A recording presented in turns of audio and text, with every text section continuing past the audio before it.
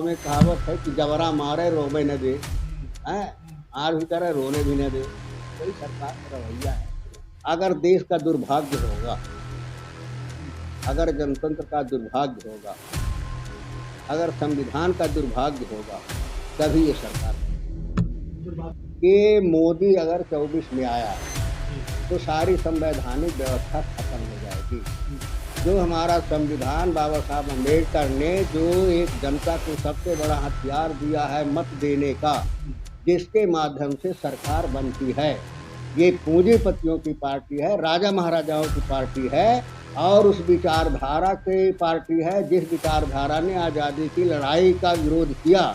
जो विचारधारा नहीं चाहती थी कि ये देश आज़ाद हो, वही विचारधारा ये चाहती है कि किस तरह से व्यवस्था खत्म हो जाए।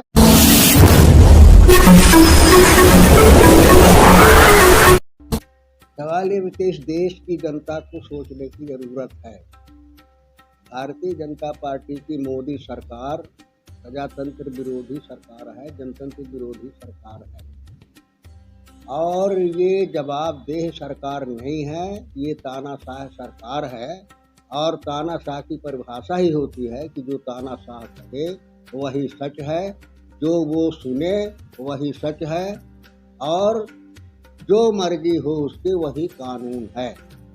इस आधार पर भारतीय जनता पार्टी की सरकार चल रही है।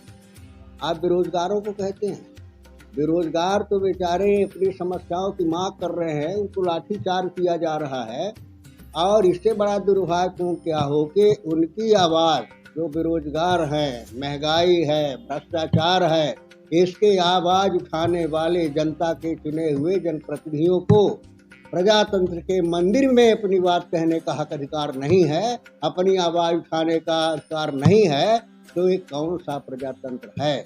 इससे बड़ा प्रजातंत्र की हत्या क्या हो सकती है जो खुलेआम मोदी जी कर रहे हैं। आप कह रहे हैं कि तानाशाह सरकार चल रही है, मगर हाल ही में जो चुनाव हुआ तीन राज्यों में भरपूर समर्थन मिला है। सवाल यही कि माने केवल वोट मिल जाना, वोट किस तरह से मिला, कैसे सत्ता ने सत्ता का दुरुपयोग करके, सारी संस्थाओं का दुरुपयोग करके, मशीनरी का दुरुपयोग करके सत्ता हासिल कर रही है, अलग बात। अगर उसमें जाइए विश्वास है तो 51% जनता तो भारतीय जनता पार्टी के साथ में नहीं है, तो फिर बहुमत कहाँ हुआ? बहुमत जनता तो उनके विरोध में है।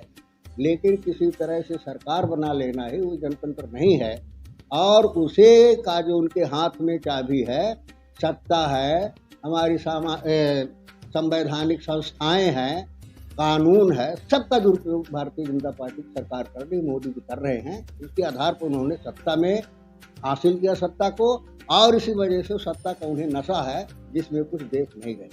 लोकतंत्र की जब हम बात करते हैं, जैसे एसटी ओबीसी, जिससे कि अभी आपने कहा कि 51% जनता अपोजिट में, फिर भी जिस वजह से ये हो रहा है, चाहे वो ईवीएम हो या वो संस्थाएं हो जिनका गलत उपयोग सरकार कर रही है, तो आवाज नहीं उठाता विपक्ष। आवाज किस तरह से विपक्ष उठाए? आप लोग तो माने देखते हैं सदन के अंदर, सदन में हम लोग बोलने का प्रयास करते हैं, माइक बंद कर, बोलने के पहले तो समय नहीं दिया जाएगा, समय मिलेगा तो माइक बंद कर दिया जाएगा और बोलने का प्रयास करेंगे तो प्रोसीडिंग में नहीं लिखा जाएगा और ज़्यादा बोलने का करेंगे तो दुरुपयोग करके कानून का और सत्ता वहाँ सदन से बाहर कर देंगे। रघुपति राघव राजा राम बच्चे प्रजातंत्र में क्या करेंगे, किस तरह से प्रजातंत्र में आवाज़ उठाएं, ये तो कोई बताए।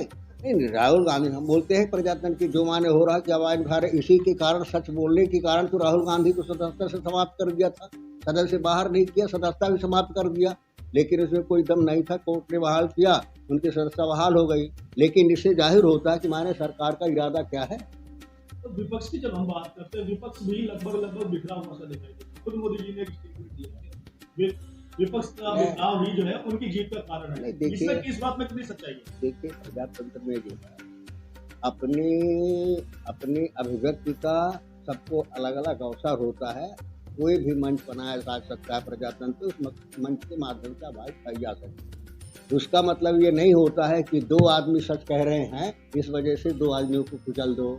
प्रजातंत्र जो है सबके हितों की रक्षा करता है, जो सच है, जो कानून के दायरे में है, संविधान के दायरे में है, वो चाहे अल्पमत में हो चाहे बहुमत में हो, उसका सम्मान करना भी सरकार का दायित्व होता है। और ये सरकार दायित्व से भागना चाहती है, ये प्रश्न का जवाब नहीं देना चाहती है और सदन में आकर के समस्याओं को फेस नहीं करना चाहती है, ये क्षमता इसमें नहीं है। इस वजह से जब डरी हुई सरकार होती है, इन चीज़ों में कमज़ोर सरकार होती है, तो तरह तरह के बहाने बना करके जनतंत्र की आवाज़ को दबाने का प्रयास।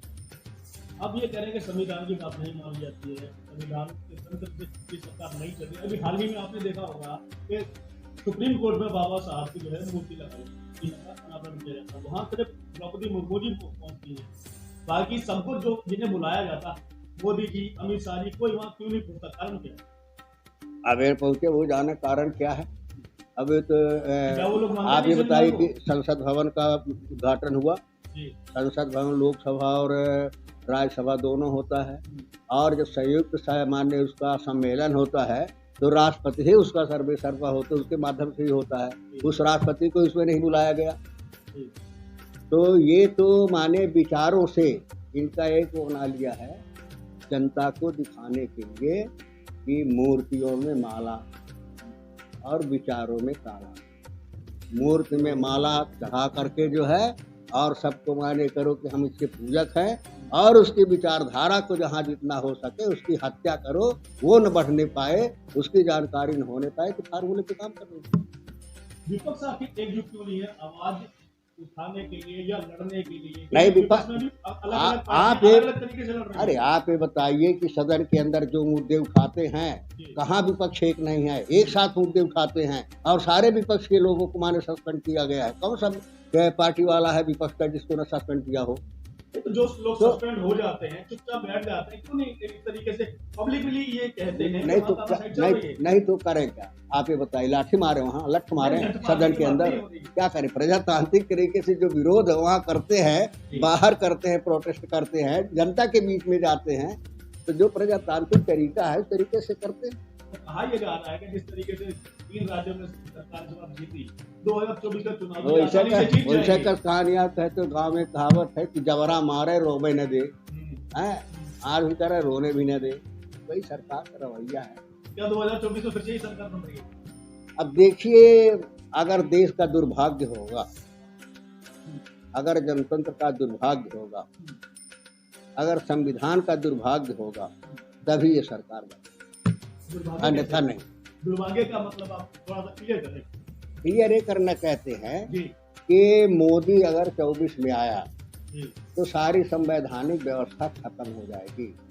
जो हमारा संविधान बाबा साहब अम्बेडकर ने जो एक जनता को सबसे बड़ा हथियार दिया है मत देने का, जिसके माध्यम से सरकार बनती है, ये पूंजीपतियों की पार्टी है, राजा महाराजाओं की पार्टी है, और उस विचारधारा की पार्टी है जिस विचारधारा ने आज़ादी की लड़ाई का विरोध किया।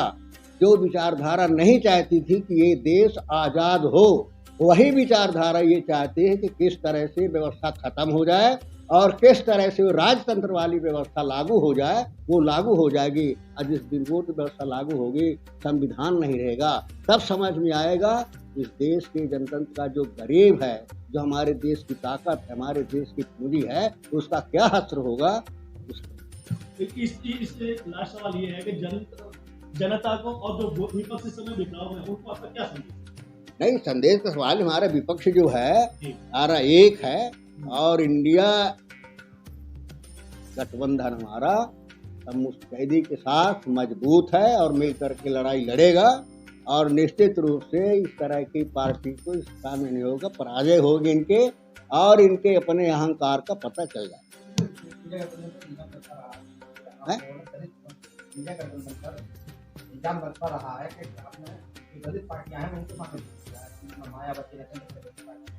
नहीं,